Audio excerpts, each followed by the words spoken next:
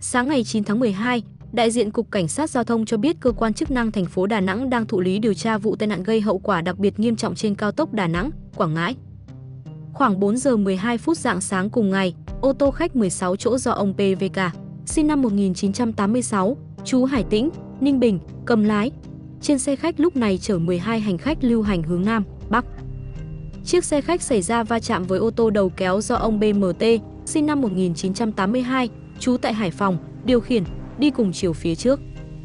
Hậu quả vụ tai nạn làm 3 người trên xe khách tử vong tại chỗ, 8 người bị thương. Trong số những người bị thương có 3 người bị thương nhẹ. Tại hiện trường, 2 ô tô hư hỏng, nằm cách nhau khá xa.